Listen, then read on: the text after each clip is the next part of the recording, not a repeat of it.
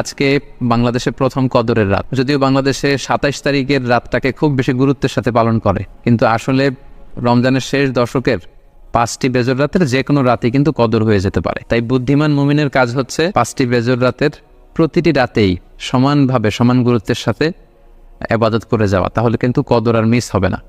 আল্লাহ রাসূল সাল্লাল্লাহু আলাইহি সাল্লাম বলেছেন, মান হুরিমা খাইরাহা ফাকাদ হুরিম। যে ব্যক্তি এই কদরের বরকত মাহাত্ম্য থেকে বঞ্চিত হলো, সে আসলেই বঞ্চিত হলো। কারণ পুরো রমাদানের মূল আকর্ষণ হচ্ছে এই কদরকে ঘিরেই সবকিছু।